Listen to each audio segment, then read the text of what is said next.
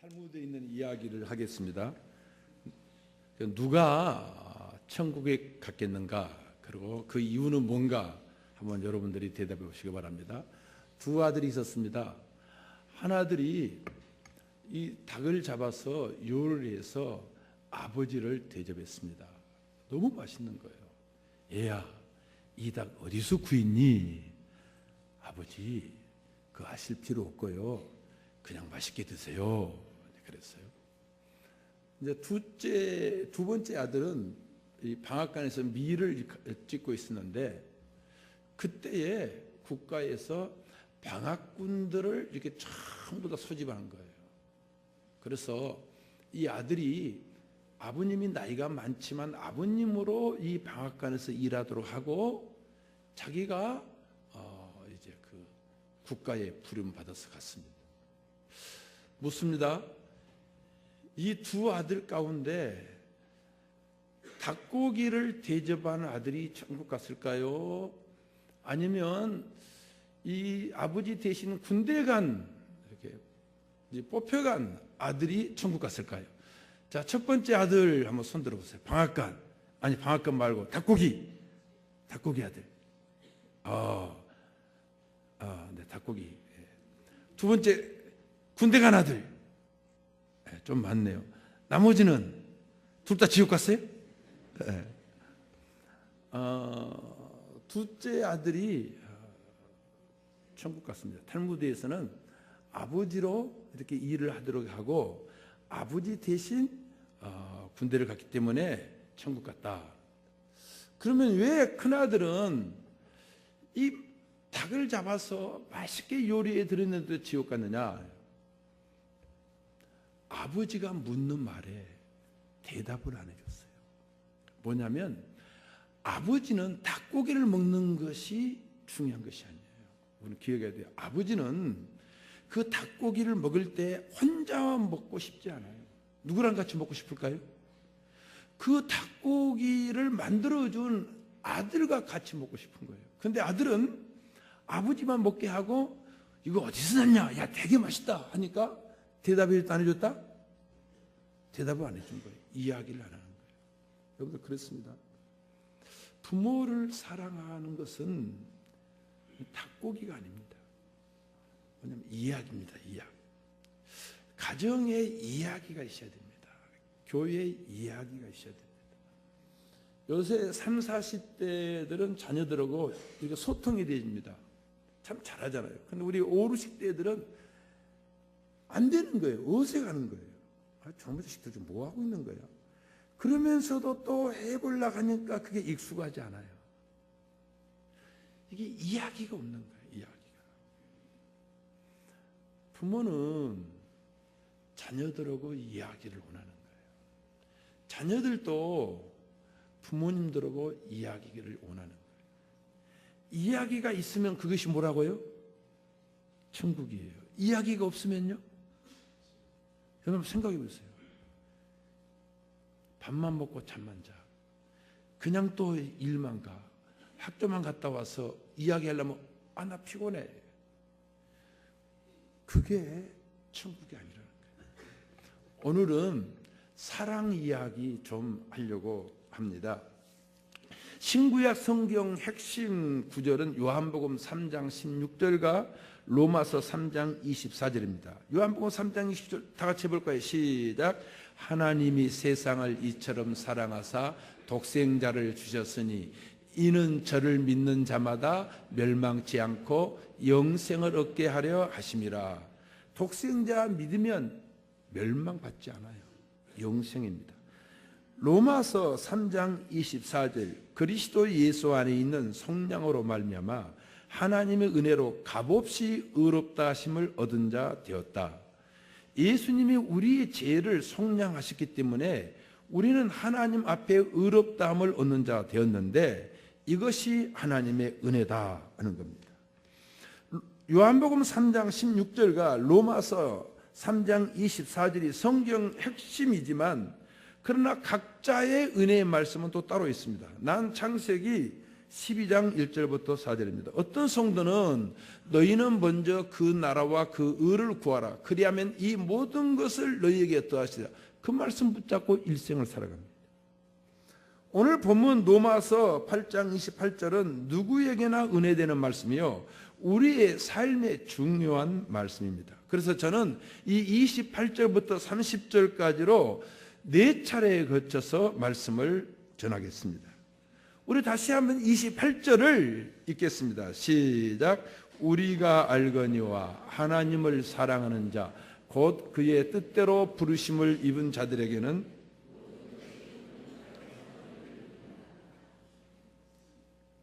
우리가 알거니와, 헬라 원문에는 앞에 또한 우리가 알거니와, 또한은 우리가 앞에 안 것이 있다는 것입니다.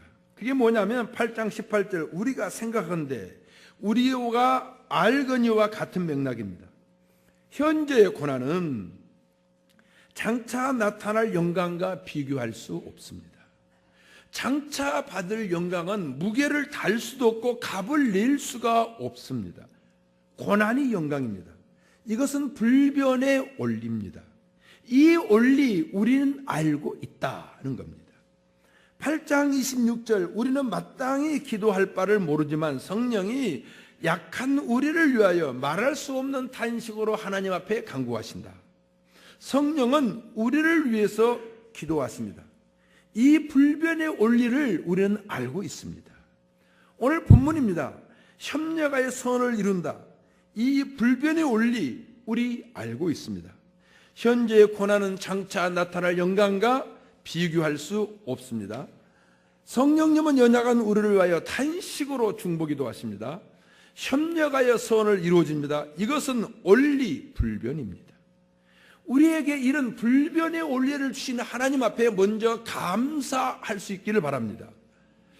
그러면 어떤 사람에게나 모든 것이 합력하여 선이 되는가? 아닙니다. 누구나 아무나 다가 아닙니다. 제한된 사람입니다. 즉 하나님을 사랑하는 사람들, 곧 하나님의 뜻대로 불름을 받은 사람들만입니다. 하나님을 사랑하는 자들과 하나님을 사랑하지 않는 자들은 마지막에 커다란 차이가 있습니다.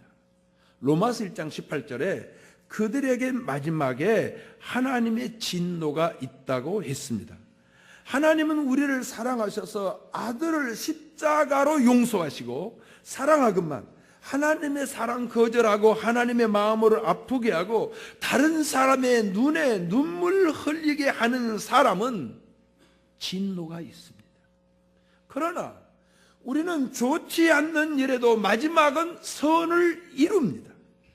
이 원리를 알고 사랑하는 사람하고 이 원리를 모르고 사는 사람은 온도 차이가 큽니다. 그럼 모든 것이 스스로 선을 이루는가? 아닙니다. 자체적으로 잘 되어 나간다는 사람들이 있습니다. 앞으로 좋아질 거야 막연하게 생각하는 사람들도 있습니다. 교육과 과학으로 모든 것이 잘 될 것이라고 말합니다. 계몽주의 영향으로 교육만 잘 받으면 자연히 유토피아가 이루어질 것이라고 과학자들 주장했습니다. 그러나 세계 1차, 2차 대전으로 그 꿈이 깨어지고 말았습니다. 1차, 2차 세계전쟁은 교육을 받고 머리가 좋아져도 인간 스스로 선을 이룰 수 없다는 것을 알게 되었고 하나님을 찾게 되었습니다. 북왕국 이스라엘 여로보암 시대의 태평성대였습니다. 경제 부유하고 국방 튼튼하고 가정마다 살림은 풍요로웠습니다. 잘 살게 되니 백성들은 하나님을 떠나고 우상에게 절하고 하나님의 선지자들의 말을 배우지도 듣지도 않았습니다. 그러나 여로보암 왕이 죽고 그 아들 호세아가 시대에 바벨론 군대가 들어와서 포로로 잡아가고 재물은 약탈해 갔습니다. 오늘날도 많은 사람들은 하나님을 떠난 상태로 잘 될 것이라고 이야기합니다. 여러분들 소련이 붕괴됐습니다. 냉전이 끝났다. 이제 평화 시대라고 말했습니다. 그러나 세월이 흐른 다음 지금 어떻지요? 냉전은 종식되었지만 지구 곳곳에 테러, 자살 테러로 더 무서운 공포에 떨고 있습니다. 유럽 사람들 그런다고 그래요. 너 떨고 있니? 하나님만이 모든 곳에서 모든 것에 선을 이루게 하십니다. 만유일종, 만유기종, 진화론보다 몇천 년 전에 중국에서는 종의 기원에 대해서 말했습니다. 만물은 하나에서 나온다. 그 하나가 둘, 음양이 되어진다. 음양이 삼재가 되어진다. 오행이 되어진다. 후궁이 되어진다. 하나에서 나와서 그리고 나중에 만유기종 하나로 돌아간다고 이야기했습니다. 성경 로마서 11장 35절에 만물이 주에게서 나오고 주로 말미암고 주에게로 돌아갑니다. 그에게 영광이 세세토록 있을지어다. 아멘. 하나님이 우주를 만드시고 보존하시고 움직이시고 돌아가게 합니다. 만물은 스스로 절대 움직일 수 없습니다. 하나님이 움직이게 하셨습니다. 우리는 종종 이런 시험에 빠질 때가 있습니다. 경건하지 않는 자, 불신자, 막대 먹는 자가 잘 되고 있습니다. 그들은 자손 대대로 잘 되는 것이 아닌가?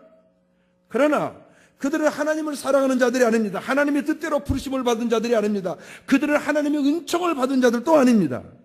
모든 것이 그들 편에서 역사하는 것처럼 보일 수도 있습니다. 그러나 성경은 우주와 역사는 그들 편에서 움직이지 않고 성도들 편에서 움직인다고 말합니다.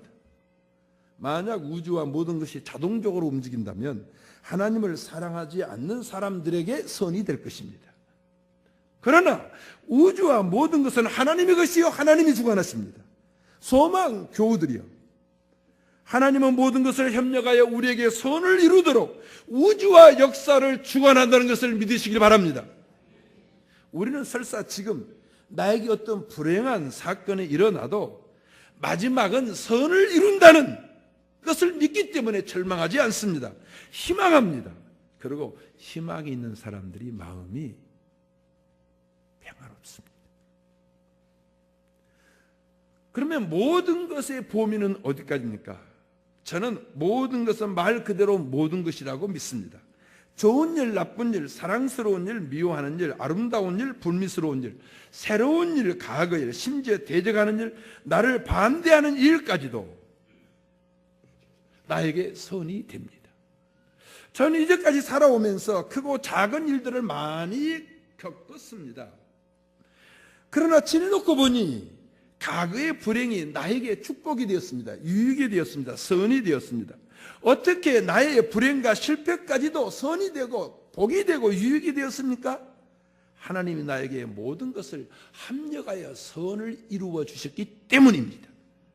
여호와 하나님은 능하십니다. 못하실 것이 없습니다. 그리고 그는 자비하십니다. 인자하십니다. 사랑의 하나님이십니다.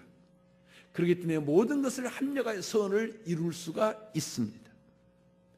이것은 분명한 진실이고 명백한 사실입니다. 우리는 반드시 선하게 될 것입니다.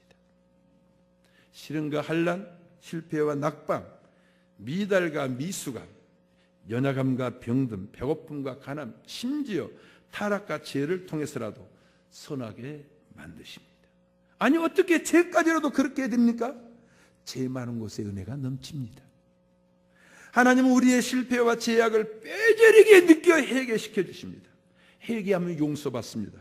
용서받은 우리들은 하나님의 사랑과 공의를 배웁니다. 그리고 겸손해지고 고개를 숙임으로 주변 사람들에게 즐거움을 줍니다. 그러기에 결국 선이요, 마지막은 유익이요, 끝자락은 감사합니다. 믿습니까? 한번 따라서 합시다. 그러기에 결국은 선이요, 마지막은 유익이요, 끝자락은 감사라. 믿으세요?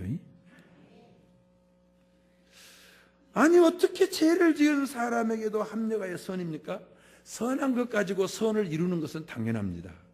선한 자에게 선을 이루게 하는 것은 삼척동자도 할 수 있습니다. 악한 사람을 선하게 만드는 것이 능력이요, 나쁜 사람에게라도 구원하시는 것이 사랑입니다. 잘못한 것을 바로 세워주는 것이 은혜입니다. 비록 허물 많지만 그런 사람에게라도 기회를 주는 것이 간용입니다. 어떤 경우라도 선하도록 만드는 것이 능력이고 지혜임을 믿으시길 바랍니다. 조각가는 볼품없는 돌덩어리 가지고 아름다움을 만듭니다.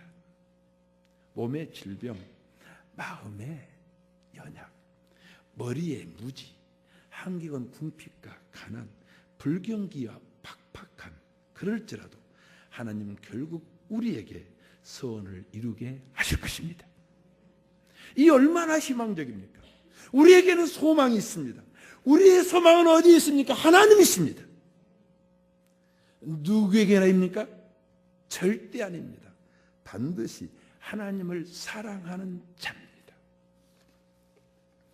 우리는 가난할 때 예지가 날카롭습니다. 성공하면 둔하게 됩니다. 나태합니다. 무지하면 어두워집니다. 이때가 가장 무서울 때입니다. 마귀 함정에 빠질 때는 언제냐? 성공한 그 다음입니다. 그때 시련은 그 함정에서 우리로 벗어나게 합니다. 그러므로 시련은 합력하여 소원을 이루게 합니다.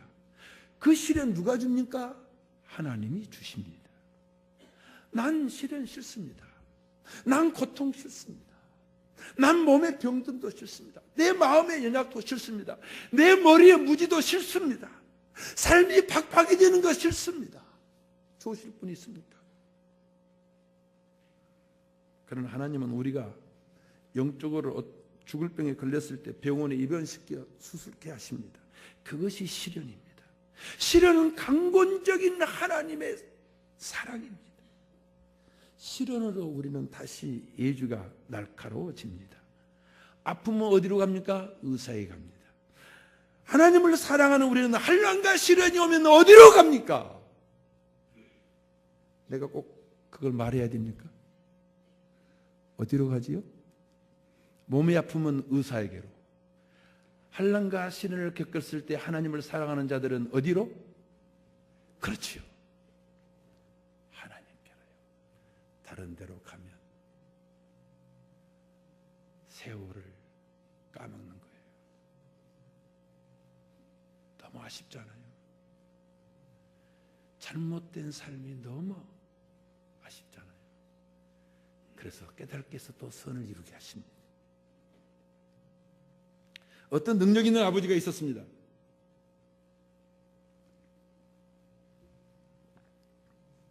거침이 없었습니다. 안 되는 것이 없었습니다. 자신만만했습니다. 그 자신감은 하늘이 높은 줄을 몰랐습니다. 그렇기 때문에 그는 하나님이 필요치 않았습니다. 그래서 하나님을 떠났습니다. 교회를 떠났습니다. 그런데 어느 날 사랑하는 아들이 아파서 병원 가서 진단받았더니 불치의 병이었습니다.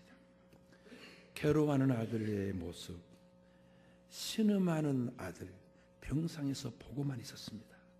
사랑하는 아들이 괴로워서 죽어가고 있는데 아들에게 해줄 수 있는 것은 아비로서 아무것도 없었습니다. 그 전까지만 해도 아들에게 모든 것을 줄 수 있다고 자부했습니다. 아들에게 얼마든지 행복을 줄 수 있다고 생각했습니다. 그러나 지금은 아들을 위해서 아비로서 아무것도 할 수 없는 무능한 아비였습니다.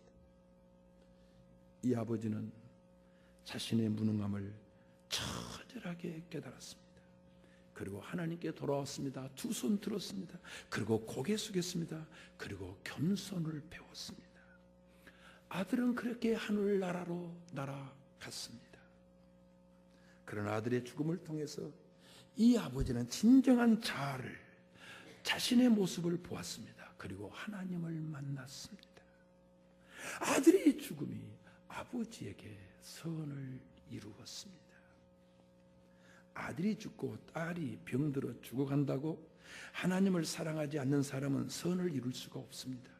하나님께 돌아가지 않습니다. 고개 숙이지 않습니다. 자신을 볼 수도 없고 하나님을 만날 수도 없습니다. 교만하게 살다가 멸망하는 짐승처럼 죽습니다. 사람에게 최고의 덕목은 겸손입니다. 따라서 합시다. 사람에게 최고의 덕목은 겸손이다.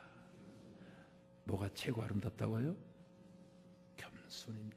교만은 멸망의 선봉입니다.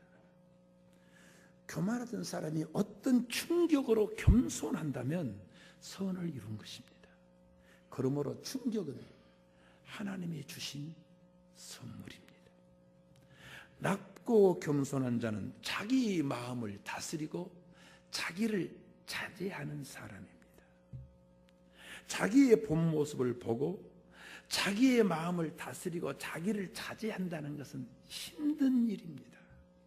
그러므로 자기의 마음을 다스리고 자기를 절제하는 사람은 열성을 빼앗은 정복한 능력자보다도 더 훌륭한 사람입니다. 믿으시길 바랍니다. 베들레헴 가면 아기 탄생 교회가 있습니다. 문이 좁고 낮습니다. 누구라도 고개 숙여야만이 들어갈 수 있습니다. 뭐지요? 예수님 만나라면 고개 숙이라는 거예요. 천국은 고개 숙인 자가 들어가고 지옥은 고개 빳빳한 사람이 들어가는 곳입니다. 한번 따라서 합시다. 천국은 고개 숙인 자가 들어가고 지옥은 빳빳한 사람이 들어간다. 예수 믿으면 내가 보여지는 거예요. 그리고 그 하나님이 먼저 보여지는 거예요. 그래서 겸손을 아니 배울 수가 없어요. 그래서 예수님께서 제일 자기에 대해 말씀하시니 나는 마음이 어떻고 온유하고 겸손하니 내게 와서 뭐하라? 배우라는 거예요. 예수님에게 배울 것이 뭐지요? 주님 말합니다. 다른 거 배우러 가지 않았어요. 온유와 겸손을 배우라 하는 거예요. 탕자의 비유가 말하는 것이 뭡니까? 저는요 젊은 아비 때는 그 탕자의 비유가 내 가슴에 이렇게 뼈저리게 느끼지 않았어요. 근데 지금은요 할아버지가 되고 나니까 더 가슴 깊이에서 이 탕자의 이 비유를 알게 되었어요. 탕자는 아버지의 재산을 가지고 가서 창기들과 더불어 허랑방탕하게 다 써버렸습니다. 아버지는 그런 아들 뻔히 알면서도 아들 성깔을 알기 때문에 그놈 틀림없다 하면서 마을 밖에 나가서 고개 들고 아들을 기다리고 있었습니다. 만약에 이 아들이 집으로 돌아가지 않았다면 그는 재산을 장기들과 허랑방탕하게 써버린 것보다도 더 큰 죄입니다.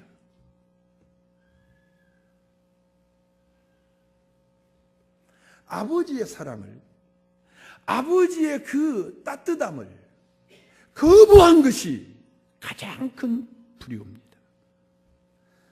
이 아버지가 이 탕자에게 둘째 아들에게 요구하는 것이 뭡니까? 정신 차려라, 열심히 살아라, 돈 벌어서 다시 돌아오라, 그겁니까?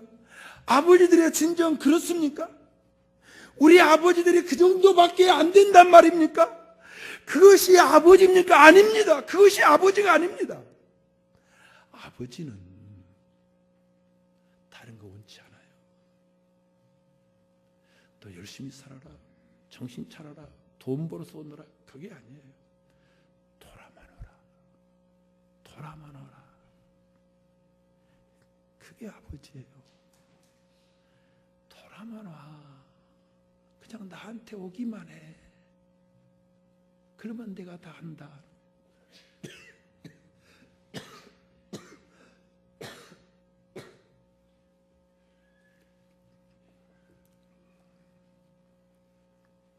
탕자가요 정신 차려서 돈 많이 벌었다면 아버지의 집으로 돌아갈 수 없었을 것입니다. 탕자가 돈 써버린 거, 타락한 거, 못된 짓 한 거 죄입니다. 실패입니다. 수치고 개망신이지만 자기가 가야 할 곳을 발견했고 그리고 결국 아버지의 품으로 들어갔습니다. 그것이 진정한 선이고 효요, 아버지 사랑함이요 공경함입니다. 아버지는 아들과 더불어서 함께 살기를 원합니다. 아버지는 닭고기 먹는 것을 원하는 것이 아니라 아들과 함께 그 음식 먹고 아들과 함께 이야기하기를 원하는 것이 아버지의 마음입니다. 하나님은 하나님을 떠난 사람들이 하나님의 뜻대로 살지 않을 때에 실패와 질병으로 돌아오게 하십니다. 그것이 합력하여 선입니다. 시편 119편 67절 고난당하기 전은 내가 그릇 행하였더니 이제는 주의 말씀을 지키나이다. 고난당하고 주의 말씀을 지키는 거예요. 71절입니다. 고난당하는 것이 내게 유익이라 이로 인하여 내가 주의 율례를 배우게 되었나이다. 고난을 통해서 주님의 말씀을 배웁니다. 그래서 합력하여 선입니다. 고난의 시기는 연단의 시기요, 치료의 시기요, 회복의 시기요, 순수함의 시기요, 성장의 시기요, 감사의 시기에 합력하여 선입니다. 시편 91편 11절 그가 너를 위하여 그의 천사들을 명령하사 내 모든 길에서 너를 지키게 하시니라. 얼마나 좋아요. 하나님이 천사들을 명령해, 천사 하나도 아니에요. 천사들을 명령해서 내 모든 길에서 너 하나 지키게 하신다. 누구에게나가 아닙니다. 그 다음 절을 봅니다. 4절 15절 하나님이 이르시되 그가 나를 사랑한즉 내가 그를 건지리라. 따라서 합시다. 그가 나를 사랑한즉 내가 그를 건지리라. 하나님은요, 요나가 나를 사랑한즉 내가 요나를 건지리라. 사랑해도요 넘어질 때 많아요. 그래도 그 사랑했던 그 과거 모습 보시고 다시 어쩐다고요? 건져주시는 거예요. 신명기 32장 9절부터 11절을 보면은 여호와의 분깃은 이스라엘 백성들이고 내가 야곱을 택했다. 내가 너희를 불렀다고 말합니다. 그러면서 이 사람들, 하나님의 뜻대로 부르신 이 사람들, 이 야곱의 후손들을 눈동자처럼 지키신다. 뭐처럼 지키신다고요? 그리고 내가 독수리가 새끼를 그의 날개에 업고 날아가는 것처럼 내가 너희들을 업고 가리라 말씀하셨습니다. 어떻게 가신다고요? 업고 가신다. 여러분들 그래요. 하나님이 우리를 업고 가실 때가 참 많아요. 그때 언제지요? 우리가 힘들 때에, 아파할 때, 우리가 걸을 수 없을 때 하나님은 나와 여러분들을 업고 가십니다. 누가 복 있는 사람입니까? 하나님을 사랑하는 사람들입니다. 사랑하는 소망인들이여, 시선을 중간에 두지 마십시다. 끝에 두십시다. 하나님은 모든 것을 합력하여 선을 이루시기 때문입니다. 지금 인생 보지 마십시오. 마지막을 보십시오. 주님 오실 날을 보십시오. 반드시 오십니다. 오셔서 이 몸까지도 완전케 하실 것입니다. 참 우리 성도님들이요, 몸이 아프고 마음이 아픈 분들이 있어요. 참 힘드시죠. 그때는요, 옆에 있는 남편도 아내도 어떻게 해줄 수가 없어요. 그때만 보지 마십시오. 마지막을 보십시오. 끝을 보십시오. 우리는 몸까지도 영화롭게 완전하게 될 것입니다.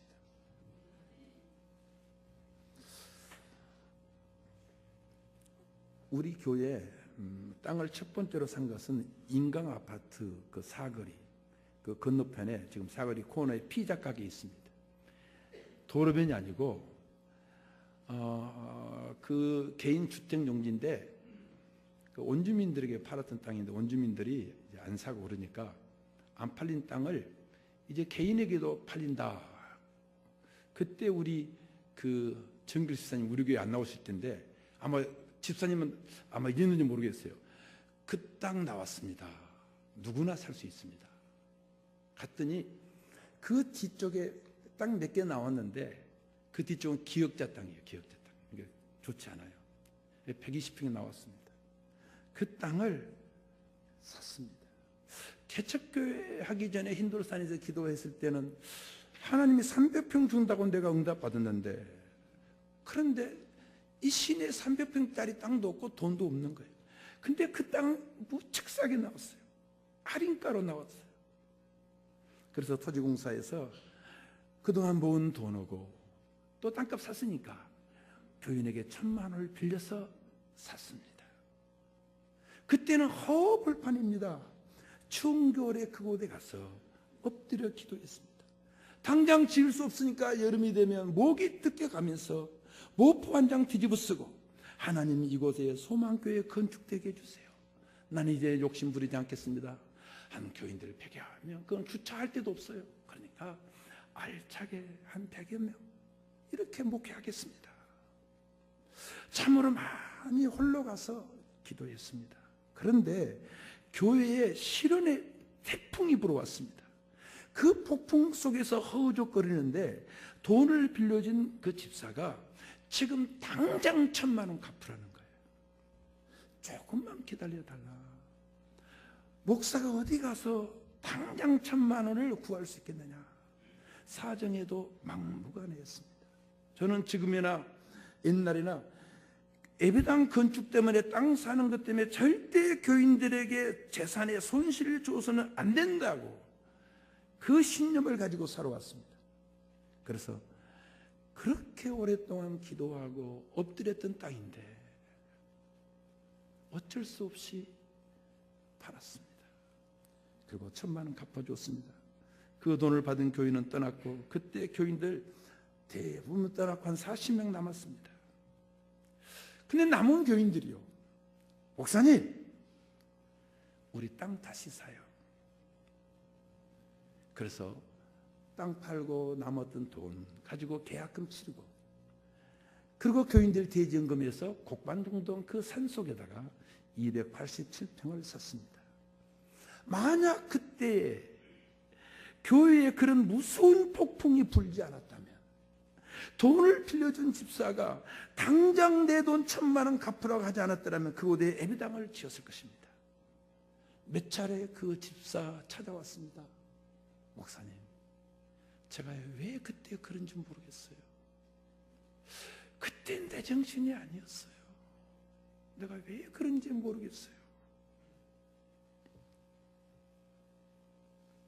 돈을 탈락했기 때문에 허벌판 밤중에 담요 뒤집어 쓰고 기도했던 땅 팔 수밖에 없었습니다.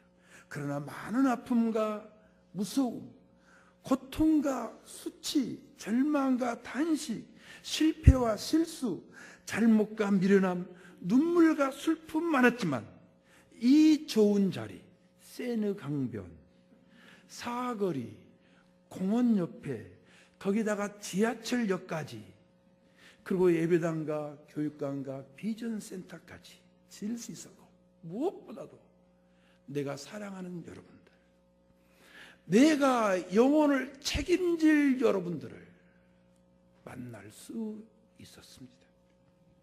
하나님은 합력하여 선을 이루십니다. 하나님은 합력하여 선을 이루십니다. 누구에게나 아닙니다. 하나님을 사랑하는 사람들입니다. 시편 18편 1절에서 다윗은 이렇게 말합니다. 나의 힘이 되신 여호와여, 내가 주를 사랑하나이다. 나의 힘이 되신 여호와여, 내가 주님을 사랑합니다. 다음, 주는 나의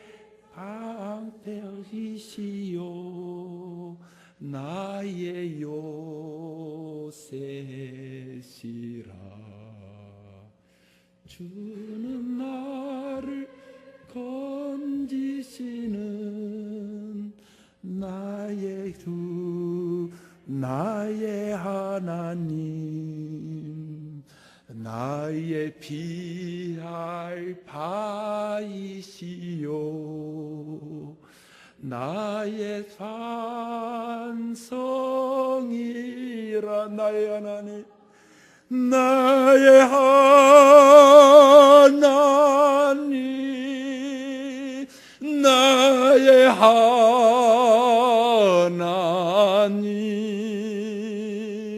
그는 나의 여호와 나의 구세주.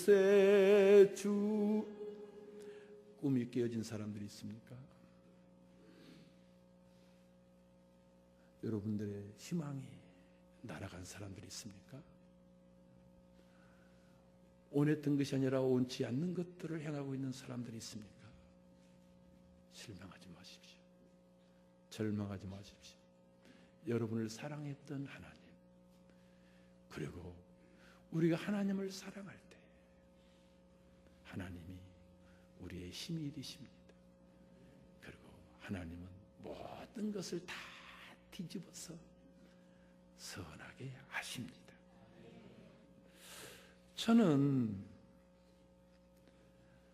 다윗처럼 주님, 내가 주님을 사랑합니다. 오늘 또 고백합니다. 그리고 내일 또 고백할 것입니다. 그러면 하나님은 나의 남은 생애에도 합력하여 선을 이루실 겁니다. 성도님들이요, 중간을 보지 마십시다. 끝을 보십시다. 마지막을 보십시다. 합력하여 선을 이루실 것입니다.